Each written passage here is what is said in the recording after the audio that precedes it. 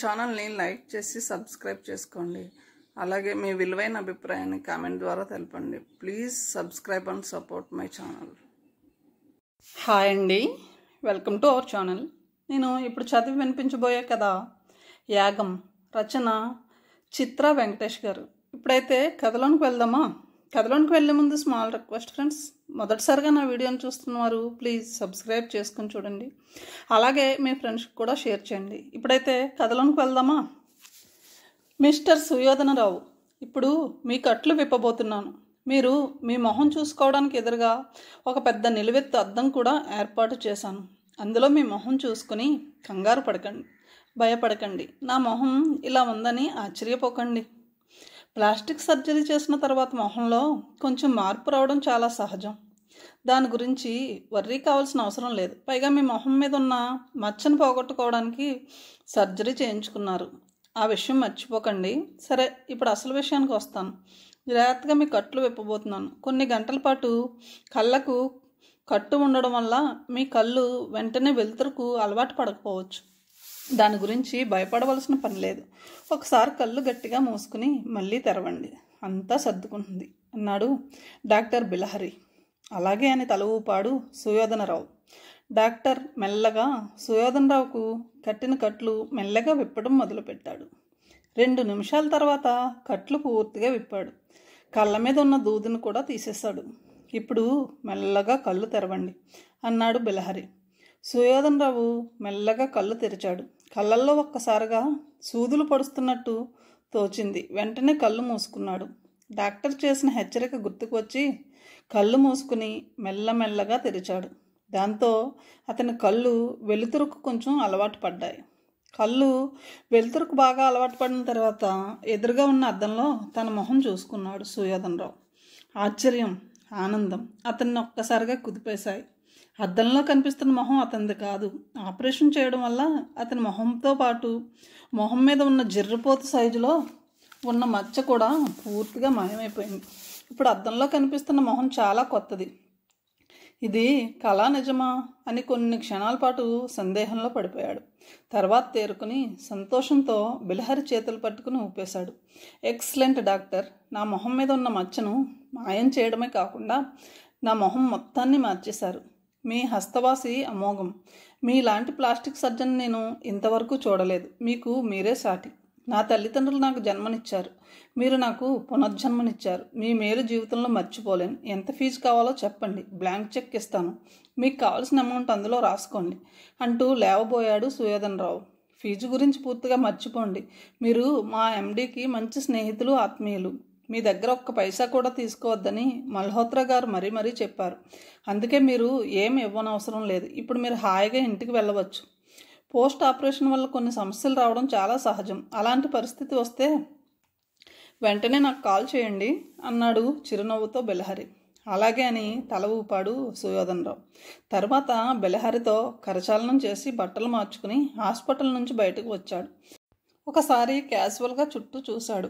తర్వాత మెల్లగా పార్కింగ్ స్పేస్లో ఉన్న తన కారు వైపు నడిచాడు. అప్పుడే హాస్పిటల్ గేట్ ముందు ఓ పోలీస్ వ్యాన్ వచ్చి ఆగింది. అందులోంచి 2 పోలీసులు అధికారుల ముందు దిగారు. తర్వాత 10 మంది సిబ్బంది దిగారు. అందరి దగ్గర ఆయుధాలు ఉన్నాయి. సుయోధనరావు వాళ్ళ వైపు క్యాజువల్గా చూసి తన కారు తలుపులు తెరవబోయాడు.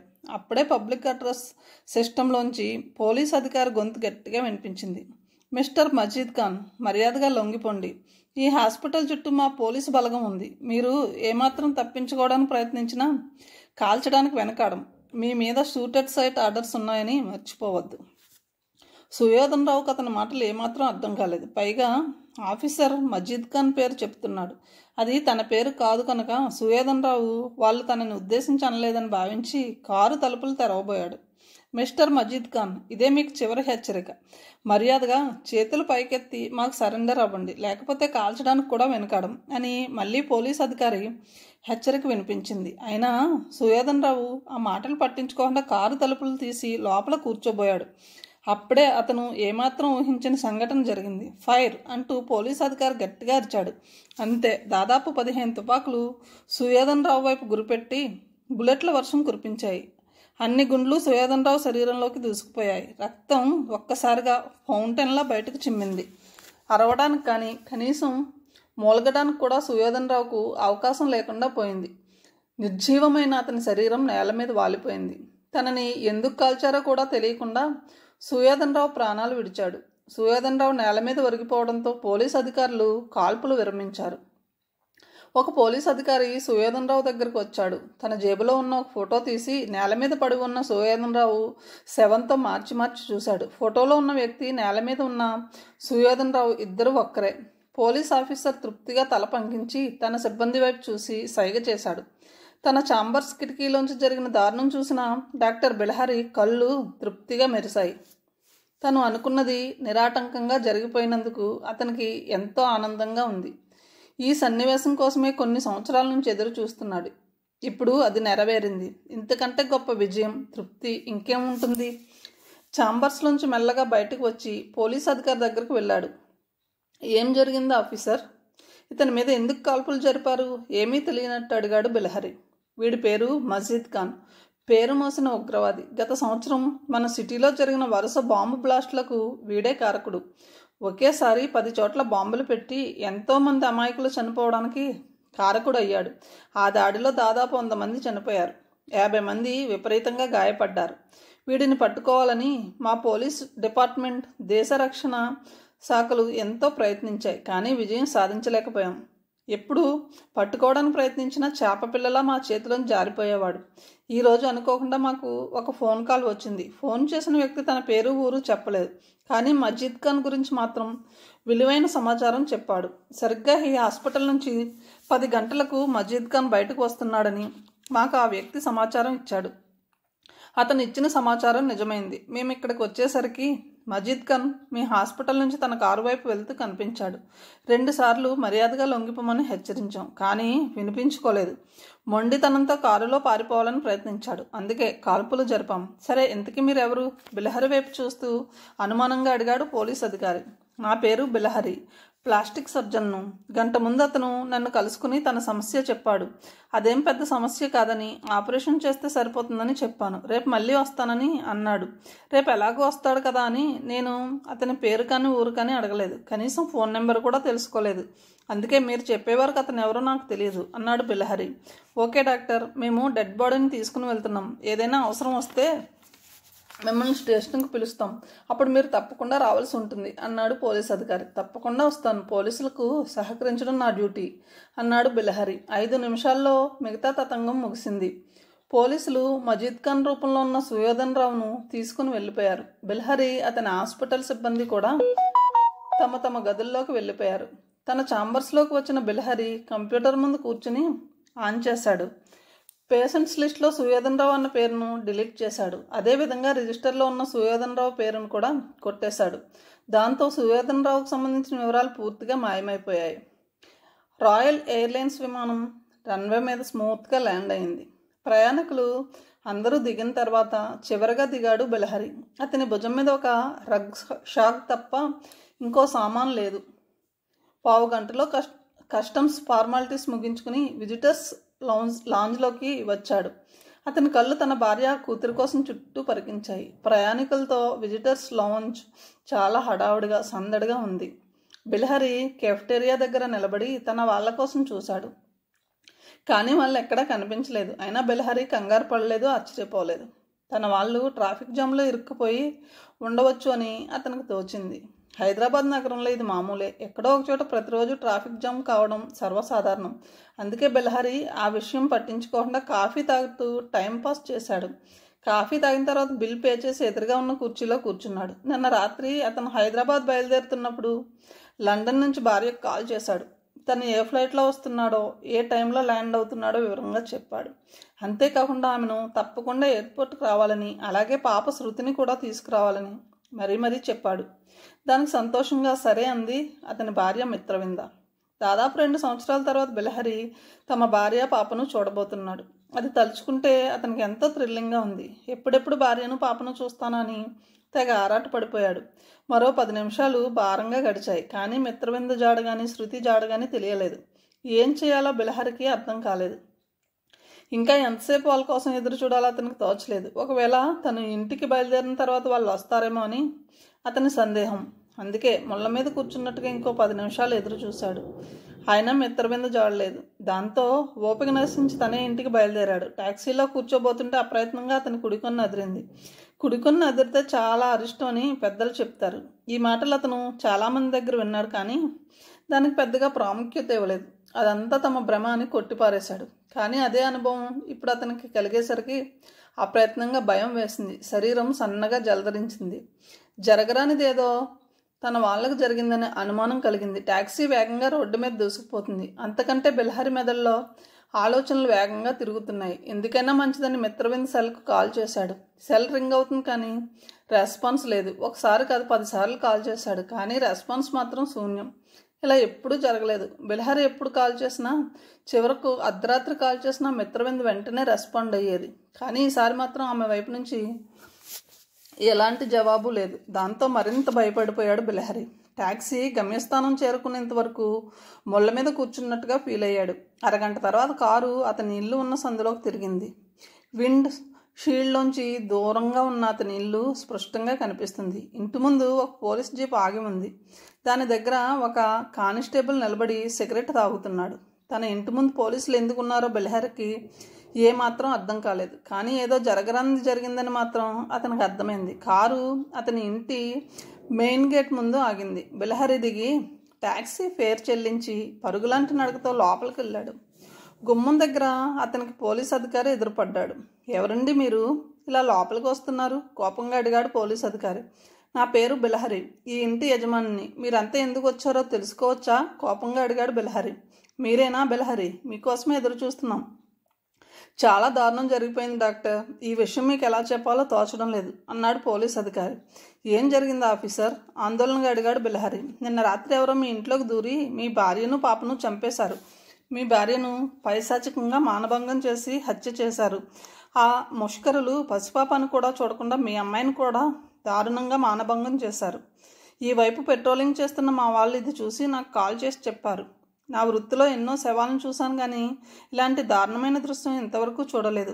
ఎన్నో డక్కా ముక్కీలు తిన్నా నేనే తట్టుకోలేక బయటకు వచ్చేసాను. మీరు కూడా చూడకపోవడమే మంచిది. చూసి తట్టుకోలేరు, తర్వాత మీ ఇష్టం అన్నాడు పోలీస్ అధికారి. ఆ మాటలు విని తల మీద పిడుగుపడినట్టుగా అదిరిపోయాడు బిల్హరి. పూనకం వచ్చినట్టు వేగంగా గదిలోకి వెళ్ళిపోయాడు. అతని కాళ్ళు గుమ్మం దగ్గర ఆగిపోయాయి. గదిలో ఉన్న దృశ్యం చూసి అతని నవనాడులు కృంగిపోయాయి. విశాలమైన డబుల్ కాట్ మంచం మీద మిత్రవింద్ శరీరం నిర్జీవంగా కనిపించింది. పూర్తిగా నగ్నంగా ఉందామె. శరీరం అంతా ఘాట్లతో నిండిపోయింది. మొహం మీద పంటిఘాట్లు కూడా కనిపించాయి. ఆమె పక్కన పాప శృతి నిర్జీవంగా కనిపించింది. పసిపాప అని కూడా చూడకుండా ఆమె మీద కూడా లైంగికంగా దాడి చేశారు. రక్తపు ముద్దలా ఉంది పాప శరీరం. ఇక చూడలేక కళ్ళు తిప్పుకున్నాడు బిల్హరి. బాధ, దుఃఖం, వేదన అతన్ని కలిసికట్టుగా కుదిపేశాయి. ఒక్కసారిగా నేల మీద కూలిపోయి గట్టిగా ఏడవడం మొదలుపెట్టాడు. పోలీస్ అధికారి అతని వైపు జాలిగా చూడడం తప్ప వాదార్చలేకపోయాడు. పోలీస్ అధికారి బిల్హర్ని అలాగే విడిచిపెట్టి తమ కార్యక్రమంలో బిజీ అయిపోయారు. పావుగంట తర్వాత జరగవలసిన తతంగం జరిగిపోయింది. శవాలను అంబులెన్స్లో మార్చురీకి తరలించారు. అందరూ వెళ్ళిపోవడంతో ఇల్లంతా నిశ్శబ్దం అయిపోయింది. ఎంతసేపు బాధపడుతూ కూర్చున్నాడో బిల్హరికి తెలియదు. అతను తిరిగి మామూలు ప్రపంచంలోకి వచ్చేసరికి బాగా చీకటి పడిపోయింది. ఇల్లంతా చీకటిగా ఉంది. లైటు వేయాలనే ధ్యాస కూడా లేదు అతనికి. జరిగిన దారుణం ఇంకా అతను తట్టుకోలేకపోతున్నాడు. ఎంతో ఆస్తో లండన్ నుంచి వచ్చిన అతనికి ఇలాంటి పరిస్థితి ఎదురవుతుందని అతను ఊహించలేదు. భవిష్యత్ ఎంతో అందంగా మధురంగా ఊహించుకున్నాడు. కానీ అతను అనుకున్నది ఒకటి, జరిగింది ఇంకొకటి. జరిగింది తలుచుకుంటే జీవితం మీద విరక్తి పుడుతుంది అతనికి. గుండెల్లో రగులుతున్న బాధను మర్చిపోలేకపోతున్నాడు. ప్రతి క్షణం మిత్రవింద, శృతి కళ్ళ ముందు గోచరిస్తున్నారు. వాళ్ళు ఇక లేరు, శాశ్వతంగా తిరిగిరాని లోకాలకు వెళ్ళిపోయారు అని తలుచుకుంటే తట్టుకోలేకపోతున్నాడు. అందుకే వెంటనే రగ్గు సాగు తీసి అందులోంచి విస్కీ బాటిల్ బయటకు తీశాడు. నిజానికి బిల్హరికి తాగడం అలవాట్లేదు. ఏ పార్టీకి వెళ్ళినా అతను హాట్ డ్రింక్స్ తీసుకోడు, కూల్ డ్రింక్ మాత్రం తీసుకుంటాడు. పైగా తాగే వాళ్ళంటే విపరీతమైన అసహ్యం అతనికి. విల్ పవర్ లేని వాళ్ళే తాగుడికి బానిసలు అవుతారని అతని ఉద్దేశం. అందుకే అతను తాగే వాళ్ళని ఎప్పుడూ ప్రోత్సహించడు. ఈరోజు ఇండియా బయలుదేరుతుంటే అతని కొలీగ్ ఒక అతను విస్కీ బాటిల్ ప్రజెంట్ చేశాడు. అది చాలా ఖరీదైన విస్కీ బ్రాండ్, మార్కెట్లో అంత తేలిగ్గా దొరకదు. అలాంటి విస్కీ సిస్సాను తన కోసం తీసుకోలేదు బిల్హరి, మల్హోత్రా కోసం తీసుకున్నాడు. తన చదువుకు ఎంతో సహాయపడ్డాడు మల్హోత్రా. కనీసం ఈ రకంగా అయినా తన సంతోషం తెలియజేయాలని అనుకున్నాడు బిలహరి. అందుకే ఆ విస్కీ సీసాను జాగ్రత్తగా తన బ్యాగ్లో పెట్టుకున్నాడు. మల్హోత్రాను కలుసుకున్న వెంటనే ఆ సీసాను బహుకరించాలని అనుకున్నాడు. కానీ అతను అనుకున్నది ఒకటి, జరిగింది ఇంకొకటి. మల్హోత్రా కోసం ఎంతో ఆశతో తీసుకువచ్చిన విస్కీ ఇప్పుడు అతనికి ఉపయోగపడుతోంది. సీసా మూత తీసి విస్కీ కొంచెం గ్లాసులో పోసుకుని మెల్లగా గొంతులోకి పోసుకున్నాడు. మొదటిసారి కావడం వల్ల గొంతు విపరీతంగా మండింది. ఎలాగో తట్టుకుని 2 గ్లాసులు తాగాడు. కొంచెం వికారంగా అనిపించింది. అది కూడా తట్టుకుని 3వ గ్లాసు పోసుకున్నాడు. దాంతో అతనికి విపరీతమైన మత్తు ఆవహించింది. తనలో ఉన్న బాధలన్నీ పూర్తిగా మర్చిపోయాడు. మరో ఊహా ప్రపంచంలోకి సాగిపోయాడు. భార్యకు పాపకు అంత్యక్రియలు చేసిన తర్వాత అతని జీవితం పూర్తిగా మారిపోయింది. తాగుడుకు పూర్తిగా బానిసైపోయాడు. బాహ్య ప్రపంచాన్ని పూర్తిగా మర్చిపోయాడు. తన జీవిత ఆశయం, తన భార్య లక్ష్యం పూర్తిగా విస్మరించాడు. 24 గంటలు మందు తాగుతూ మత్తులో జోగిపోవడం మొదలుపెట్టాడు. 24 గంటలు మత్తులో ఉండడం వల్ల రోజు స్నానం చేయడం పూర్తిగా మర్చిపోయాడు. బట్టలు మార్చుకోవడం కూడా వదిలిపెట్టాడు.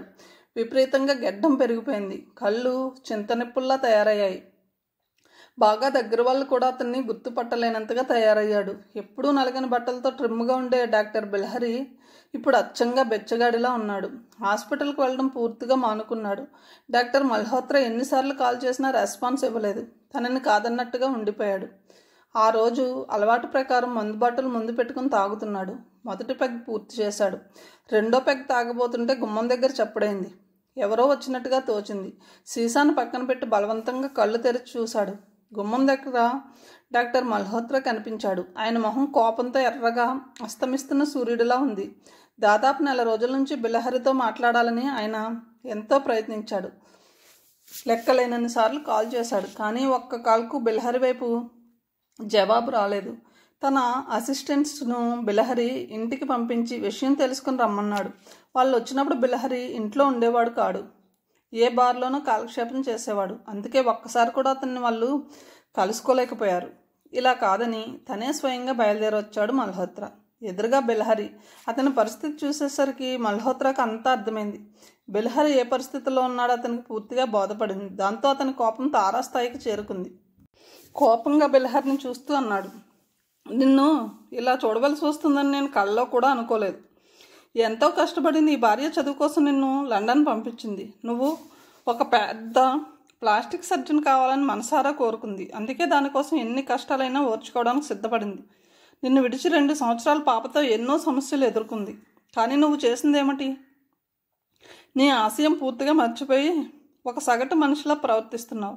నీ భార్య లక్ష్యం, ఆశలు విడిచిపెట్టి ఒక తాగుబోతు అయ్యావు. నీ పరిస్థితి నేను అర్థం చేసుకోగలను. చనిపోయిన వాళ్ళతో మనం కూడా చనిపోలేము. వాళ్ళ ఆశయాలు గుర్తు చేసుకుని ఆ దిశగా మన అడుగులు వేయాలి. వాళ్ళ లక్ష్యాన్ని సాధించడానికి ప్రయత్నాలు చేయాలి. అది చూసి వాళ్ళ ఆత్మ కూడా శాంతిస్తుంది. అది మర్చిపోయి ఒక సగటు మనిషిలా ప్రవర్తిస్తున్నావు. లేని తాగుడు అలవాటును అలవర్చుకుని ఒక పిచ్చివాళ్ళ మూర్ఖుల్లా తయారయ్యావు. నీ నుంచి ఇది కాదు నేను ఆశించింది. ఇప్పటికైనా మించిపోయింది ఏం లేదు.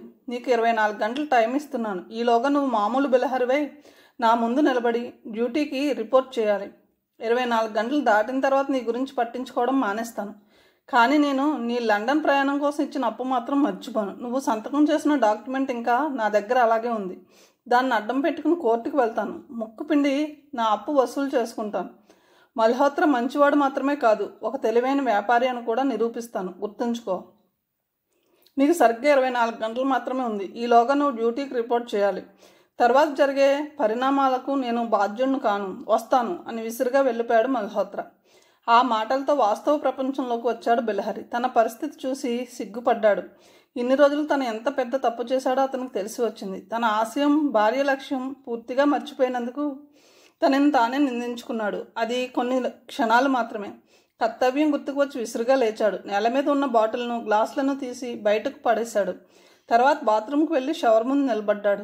గుడ్ మార్నింగ్ సార్ అంటూ వినిపించింది. ఏదో కేసు తాలూకు ఫైల్ చూస్తున్న మల్హోత్రా మెల్లగా తల ఎత్తి చూశాడు. ఎదురుగా గుమ్మం ముందు బిలహరి కనిపించాడు. ఇప్పుడు అతని వాలకం పూర్తిగా మారిపోయింది. నీట్గా గడ్డం గీసుకున్నాడు. ఖరీదైన ప్యాంటు షర్ట్ వేసుకుని దాని మీద డాక్టర్ కోట్ వేసుకున్నాడు. నిన్నటి బిలహరికి ఇప్పుడు కనిపిస్తున్న బిలహరికి ఎంతో తేడా కనిపిస్తోంది. కొన్ని గంటలకు ముందు ఒక పిచ్చివాళ్లా తాగుబోతులో ఉన్న బిలహరి ఇప్పుడు అచ్చమైన ఒక డాక్టర్లా ఉన్నాడు. అతని కళ్ళల్లో ముందున్న మెరుపు స్పష్టంగా కనిపిస్తుంది. నేను చూస్తుంది నిజమేనా బెలహరి? నువ్వేనా, లేకపోతే నా కళ్ళు నన్ను మోసం చేస్తున్నాయా అన్నాడు మల్హోత్రా హాస్యంగా.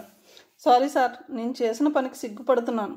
మిమ్మల్ని ఎలా అపాలజీ అడగాలో అర్థం కావడం లేదు. మీరు వెళ్ళిపోయినా మీ మాటలు మాత్రం నన్ను విడిచిపెట్టలేదు. నా తప్పును వేలెత్తి చూపించాయి. దాంతో నేను ఎంత పొరపాటు చేశానో అర్థమైంది. మీ నమ్మకాన్ని వమ్ము చేయడం మాత్రమే కాకుండా నా భార్య లక్ష్యాన్ని, ఆశయాన్ని కూడా మర్చిపోయాను. ఒక మూర్ఖుల్లా ప్రవర్తించాను. మీరు వెళ్ళిపోయిన తర్వాత కానీ నాకు జ్ఞానోదయం కాలేదు. నన్ను క్షమించండి సార్. మీరు నిన్న చూసిన బెలహరి చనిపోయాడు. ఇప్పుడు మీ కళ్ళ ముందు ఉన్నది వేరే బెలహరి, మీకు బాగా తెలిసిన బెలహరి. నన్ను ఏం చేయమంటారో చెప్పండి అన్నాడు. మల్హోత్రా చిన్నగా నవ్వాడు. జరిగింది మర్చిపో. నేను ఆశించిన మార్పు నీలో వచ్చింది. నాకు అంతకంటే ఇంకేం కావాలి? పద, మనమిద్దరం ఒక చోటుకు వెళ్దాం అంటూ లేచాడు మల్హోత్రా. ఇద్దరూ ఆయన ఛాంబర్స్లోంచి బయటకు వచ్చారు. లిఫ్ట్లో కిందకి దిగి బిల్డింగ్ వెనక వైపుకు వెళ్ళారు. అక్కడ కొత్తగా కట్టిన ఇంకో బిల్డింగ్ కనిపించింది. ఎంట్రన్స్ ముందు డిపార్ట్మెంట్ ఆఫ్ ప్లాస్టిక్ సర్జరీ అని పెద్ద బోర్డు కనిపించింది. ఇద్దరు ఆ బిల్డింగ్ లోపలికి వెళ్ళారు. ఎదురుగా ఒక పెద్ద కారిడార్. ఆ కారిడార్కు రెండు వైపులా వరుసగా గదులు కనిపించాయి. కొన్ని గదులను దాటిన తర్వాత ఒక గది ముందు ఆగాడు మల్హోత్రా. ఆ గది ముందు ఒక నేమ్ ప్లేట్ కనిపించింది. దాని మీద doctor Belahari, plastic surgeon, head of the department అని ఉంది. దాన్ని చూసి ఆశ్చర్యపోయాడు బెలహరి. సంతోషంతో అతని శరీరం జలధరించింది. మల్హోత్రా అతని వాలకం పట్టించుకోకుండా గదిలోకి వెళ్ళాడు. బెలహరి అతన్ని అనుసరించాడు. అది బెలహరి కన్సల్టింగ్ రూమ్. ఖరీదైన విశాలమైన టేబుల్, దాని వెనుక రివాల్వింగ్ కుర్చీ ఉన్నాయి. ఆ గదిని దాటి అవతల గదిలోకి వెళ్ళారు. అక్కడ ఉన్న ప్లాస్టిక్ సర్జరీ ఎక్విప్మెంట్స్ చూసి బెలహరి కళ్ళు తిరిగాయి. చాలా ఖరీదైన పరికరాలు అవి. ఒక్కొక్కటి దాదాపు కొన్ని కోట్లు చేస్తుంది. అంత డబ్బు తన కోసం మల్హోత్రా ఖర్చు పెట్టాడంటే సామాన్యమైన విషయం కాదు. తన మీద ఎంతో నమ్మకం ఉంటే కానీ అంత డబ్బు ఇన్వెస్ట్ చేయడు మల్హోత్రా. ఇదంతా లేటెస్ట్ ఎక్విప్మెంట్స్. ఇలాంటి పరికరాలు మన దేశంలో ఇంకే హాస్పిటల్లోనూ లేవు. ఇది మన హాస్పిటల్ రికార్డు. అలాగే నువ్వు కూడా నెంబర్ 1 ప్లాస్టిక్ సర్జన్గా మంచి పేరు తెచ్చుకోవాలి. ప్రపంచం అంతా నిన్ను చూసి అదిరిపోవాలి అన్నాడు మల్హోత్రా. తప్పకుండా, మీరు కోరినట్టుగానే చేస్తాను. ఈ క్షణం నుంచి అన్ని బాధలు మర్చిపోయి నా వృత్తి మీదే కేంద్రీకరిస్తాను. కొన్ని రోజుల్లోనే నెంబర్ 1 ప్లాస్టిక్ సర్జన్గా పేరు తెచ్చుకుంటాను. ఇది నా తరపు నుంచి నేను మీకు ఇస్తున్న వాగ్దానం అన్నాడు బెలహరి. అతని కళ్ళల్లో దృఢ నిశ్చయం చూసి మల్హోత్రా తృప్తిగా తల పంకించాడు. ఆ క్షణం నుంచి చెప్పినట్టుగానే బెలహరి పూర్తిగా తన దృష్టిని వృత్తి మీద కేంద్రీకరించాడు. రాత్రి పగలను తేడా లేకుండా కష్టపడ్డాడు. ప్లాస్టిక్ సర్జరీకి సంబంధించిన అనేక పుస్తకాలు చదివి నాలెడ్జ్ పెంచుకున్నాడు. ఇంత బిజీగా ఉన్న తన భార్య పాప చావును గురించి ఆరా తీయడం మానలేదు. వారానికి ఒకసారైనా పోలీస్ స్టేషన్కి వెళ్ళి హంతకుల గురించి ఆరా తీస్తున్నాడు. అలాగే ఒకరోజు హాస్పిటల్లో పని పూర్తి చేసుకుని స్టేషన్కి వెళ్ళాడు. రండి డాక్టర్ గారు, మీకోసమే ఎదురు చూస్తున్నాను. ఈరోజు మీకు ఒక ముఖ్యమైన వార్త చెప్పబోతున్నాను అన్నాడు ఇన్స్పెక్టర్ నాయక్. ఈ స్టేషన్కి ఇటీవలే బదిలీ అయ్యి వచ్చాడు అతను. చాలా నిజాయితీపడు, ముక్కుసూటిగా వెళ్లే మనస్తత్వం ఉన్నవాడు. మొదటి పరిచయంలోనే బెలహరికి అతని మీద సదభిప్రాయం కలిగింది. నా భార్య పాపను చంపిన హంతకులు దొరికారా? ఆత్రంగా అడిగాడు బెలహరి. లేదు డాక్టర్ అన్నాడు నాయక్. బెలహరి నిరుత్సాహంగా చూశాడు. అంతా నిరుత్సాహపడకండి. హంతకులు మాకు దొరకలేదు, కానీ ఎవరు ఈ దారుణం చేశారో మాకు ఖచ్చితంగా తెలిసింది. ఈ నేరం 2 చేశారు. వాళ్ళలో ఒకడి పేరు యేసుపాదం, రెండోవాడి పేరు డేవిడ్. ఇద్దరూ ఆరితేరిన నేరస్తులు. ఎవరూ లేని ఇళ్లలోకి వెళ్ళడం, అందినంత మేరకు దోచుకోవడం వీళ్ళ వృత్తి. ఇంతకుముందు వీళ్ళు ఇలాంటి నేరాలు ఎన్నో చేశారు. వీళ్ళ మీద రికార్డ్స్ ఉన్నాయి, కానీ ఒక్కసారి కూడా వీళ్ళు పట్టుబడలేదు. ఇద్దరిలో యేసుపాదం గురించి మనం చెప్పుకోవాలి. అతనికి ఒక నీచమైన అలవాటు ఉంది. పసిపిల్లలు అంటే పడిచేస్తాడు వీడు. ఇంతకుముందు 2 పసిపాపల మీద లైంగిక దాడి చేశాడు. ప్రస్తుతం వీళ్ళిద్దరి కోసం ఆ పోలీస్ డిపార్ట్మెంట్ తీవ్రంగా గాలిస్తుంది. ఏ క్షణంలో అయినా వాళ్ళిద్దరూ పట్టుబడే అవకాశం ఉంది. తొందరలోనే ఆ శుభవార్త మీరు తప్పకుండా వింటారు అన్నాడు నాయక్. మీ దగ్గర వాళ్ళ ఫోటోలు ఉన్నాయా అడిగాడు బెలహరి. ఉన్నాయి, చూపిస్తానుండండి అని డ్రాయర్ తెరిచి 2 ఫోటోలను బెలహరి ముందు పెట్టాడు. చప్పున వాటిని అందుకుని తదేకంగా కొన్ని నిమిషాల పాటు చూశాడు. ఫోటోగ్రాఫిక్ మెమరీలా ఆ 2 ఫోటోలు అతని మెదడులో బలంగా నిక్షిప్తం అయిపోయాయి. తర్వాత ఫోటోలు ఇన్స్పెక్టర్కి ఇచ్చేశాడు. అతను ఇంటికి వచ్చేసరికి రాత్రి 8 గంటలు కావస్తుంది. టీవీలో వార్తలు వస్తున్నాయి. వంటవాడు నాయర్ సోఫాలో కూర్చుని టీవీ చూస్తున్నాడు. బెలహరిని చూడగానే చప్పున లేచి భోజనం వడ్డించమంటారా అని మర్యాదగా అడిగాడు. నాకు ఆకలిగా లేదు, ఒక గ్లాసు వేడి పాలు మాత్రం తీసుకునిరా. నా గదిలో ఉంటానని చెప్పి తన గదిలోకి వెళ్ళాడు బిలహరి. బట్టలు కూడా మార్చుకోకుండా మంచం మీద కూర్చున్నాడు. స్టేషన్లో చూసిన ఫోటోలను ఒకసారి గుర్తుకు తెచ్చుకున్నాడు. ఆ ఫోటోలో ఉన్న వాళ్ళ మొహాలు చూస్తుంటే ఇద్దరు చాలా చీప్ నేరస్తులని అర్థం అవుతుంది. ఇలాంటి నేరస్తులు సహజంగా సిటీలో ఉన్న చీప్ బార్లో కనిపిస్తారు. అక్కడే కలుసుకుని తమ లావాదేవీలను పూర్తి చేసుకుంటారు. బహుశా వీళ్ళు కూడా అలాంటి బార్లలో ఏదో ఒకటి పావనం చేస్తూ ఉండాలి. వెళ్తే కనిపించే అవకాశం ఉంది. ఈ ఆలోచన రాగానే బిలహరి నిటారు అయ్యాడు.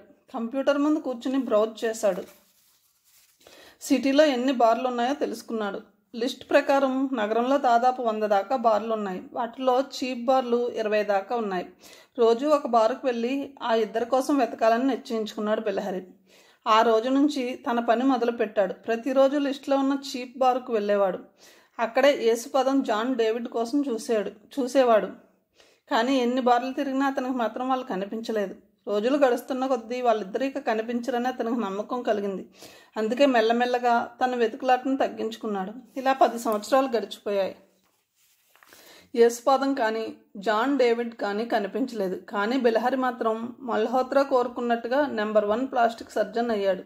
అంతేకాకుండా ఇండియన్ ప్లాస్టిక్ సర్జన్స్ అసోసియేషన్కు వైస్ ప్రెసిడెంట్ కూడా అయ్యాడు. ఈరోజు ముఖ్యమైన అపాయింట్మెంట్స్ ఏమిటి?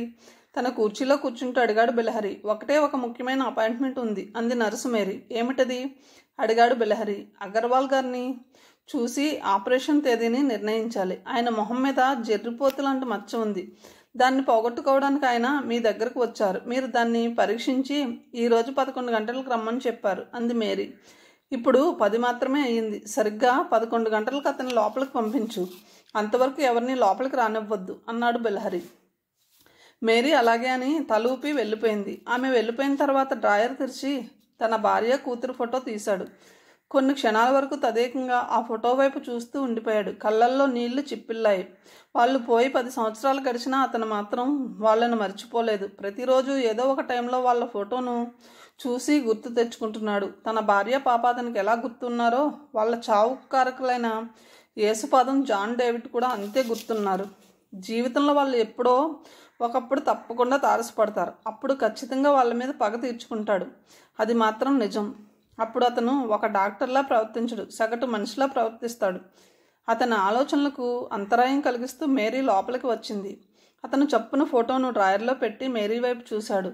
డాక్టర్ అగర్వాల్ గారు వచ్చారు. పంపించమంటారా అని అడిగింది. పంపించు అన్నాడు బిలహరి. క్షణం తర్వాత అగర్వాల్ లోపలికి అడుగుపెట్టాడు. అతనికి దాదాపు 50 సంవత్సరాలు ఉంటాయి. లావుగా పొట్టిగా ఉన్నాడు. సాఫీగా వెనక్కి దువ్విన జుట్టు. నగరంలో పెద్ద బిజినెస్ మ్యాగ్నెట్. మల్హోత్రాకు మంచి స్నేహితుడు. బిలహరి 10 నిమిషాల పాటు అతని గాయం తాలూకు మచ్చను పరీక్షించాడు. తర్వాత ఏదో తట్టినట్టు తల పంకించి ఈ మచ్చ ఎలా ఏర్పడింది అని అడిగాడు. దాదాపు 6 నెలలకు ముందు నేను నా స్నేహితులతో కలిసి కారులో వేరే ఊరుకు వెళ్తున్నాం. నాతో పాటు కారులో నా స్నేహితులు 4 ఉన్నారు. ప్రయాణం చాలా వరకు సాఫీగా జరిగింది. సరిగ్గా మేము ఊరు పరిసరాల్లోకి వచ్చేసాం. ఇంకో 1/2 గంట ప్రయాణం చేస్తే మా ఇంటికి చేరుకుంటాం. అప్పుడే ఊహించిన ప్రమాదం ఎదురయ్యింది. ఒక లారీ వేగంగా మాకు ఎదురుగా వచ్చింది. మా డ్రైవర్ ఎంతో చాకచక్యంతో కారును బలంగా పక్కకు తోశాడు. కానీ ఏం లాభం లేకుండా పోయింది. పిశాచ వేగంతో లారీ వచ్చి మా కారును బలంగా ఢీకొట్టింది. ఆ ఇంపాక్ట్కు కారు బాల్తా పడి 4 పల్టీలు కొట్టి కల్వర్టుకు కొట్టుకుని చిన్న భిన్నమైంది. కారు పూర్తిగా ధ్వంసం అయింది. మా అందరికీ బలమైన గాయాలు తగిలాయి. నేను మాత్రం బలంగా విండ్షీల్డ్కు కొట్టుకున్నాను. ఆ దెబ్బకు విండ్షీల్డ్ బద్దలైంది. కారు అద్దం పగిలి తొనాతెనకలైపోయింది. కొన్ని గాజు పెంకులు నా మొహానికి బలంగా గుచ్చుకున్నాయి. దాదాపు 4 రోజుల పాటు హాస్పిటల్లో చికిత్స తీసుకున్నాం. గాయాలు పూర్తిగా తగ్గాయి. కానీ మొహం మీద ఈ మచ్చ మాత్రం పోలేదు. దానికోసం ఎంతోమంది డాక్టర్స్ను సంప్రదించాను. ఎన్నో మందులను వాడాను. కానీ ఏం లాభం లేకుండా పోయింది. మచ్చ మాత్రం కొట్టొచ్చినట్టు అలాగే ఉండిపోయింది. అద్దంలో నా మొహం చూసుకున్నప్పుడు ఈ మచ్చ చాలా వికృతంగా కనిపించేది. బయట తిరగడానికే సిగ్గు వేసేది. ఏం చేయాలరా భగవంతుడు అని ఆలోచిస్తుంటే నా స్నేహితుడు ఒకడు ప్లాస్టిక్ సర్జరీ గురించి చెప్పాడు. ఆ సర్జరీ చేయించుకుంటే ఈ మచ్చ శాశ్వతంగా పోతుందని గట్టిగా చెప్పాడు. నాకు అంతగా ప్లాస్టిక్ సర్జరీ గురించి తెలీదు. అందుకే నా స్నేహితుడైన మల్హోత్రాను కన్సల్ట్ చేశాను. ఆయన మీ పేరు సూచించారు. ఇప్పుడు చెప్పండి డాక్టర్, మొహం మీద ఉన్న ఈ మచ్చ శాశ్వతంగా పోతుందా లేదా అడిగాడు అగర్వాల్. చిన్నగా నవ్వాడు బిలహరి. చిన్న సర్జరీ చేస్తే తప్పకుండా పోతుంది, కానీ మీరు వారం రోజుల పాటు మా హాస్పిటల్లో ఉండాలి. అన్ని టెస్టులు పూర్తి చేసిన తర్వాత ఆపరేషన్ మొదలు పెడతాం. దానికి ఎంత ఫీజు అవుతుందో ఇప్పుడే చెప్పలేను. 1,00,000 రూపాయలు అడ్వాన్స్ కట్టండి, మిగతాది బిల్ ఇచ్చిన తర్వాత ఇవ్వండి. రేపే మీరు హాస్పిటల్లో జాయిన్ కండి అన్నాడు బిలహరి. అలాగే అని చెప్పి అగర్వాల్ 1,00,000 రూపాయలు అడ్వాన్స్ కట్టి వెళ్ళిపోయాడు. వెంటనే మల్హోత్రాకు కాల్ చేసి ఈ విషయం చెప్పాడు బిలహరి. Good work Bilahari. సరే, ఆ విషయం పక్కన పెట్టు, ఒకసారి నా గదిలోకి రాగలవా అన్నాడు మల్హోత్రా. ఎందుకు సార్, ఏదైనా అర్జెంట్ పని ఉందా అడిగాడు బిలహరి. అవును, చాలా అర్జెంట్ పని, నువ్వు మాత్రమే చేయగలవు. ఇప్పుడే నా ఛాంబర్స్కు రా అని ఇంకో మాటకు అవకాశం ఇవ్వకుండా లైన్ కట్ చేశాడు మల్హోత్రా. బిలహరి కూడా సెల్ ఆఫ్ చేసి తన ఛాంబర్లోంచి బయటకు వచ్చాడు. మెల్లగా నడుస్తూ లిఫ్ట్ దగ్గరకు చేరుకున్నాడు. మల్హోత్రా ఛాంబర్ 3వ ఫ్లోర్లో ఉంది. అక్కడే ఆంకాలజీ డిపార్ట్మెంట్ ఉంది. నిజానికి చాలామంది క్యాన్సర్ పేషెంట్స్ ఉన్నా ఆ వార్డు మాత్రం పెద్దగా రద్దీగా ఉండదు. నిశ్శబ్దంగా నిస్తేజంగా ఉంటుంది. చుట్టూ నిశ్శబ్దంగా ఉండడం మల్హోత్రాకు చాలా ఇష్టం. అందుకే తన ఛాంబర్ను ఆంకాలజీ డిపార్ట్మెంట్లో పెట్టుకున్నాడు. కథను ఇంతటితో ముగిస్తున్నాను. తిరిగి తర్వాయి భావంతో కలుద్దాం. Thank you.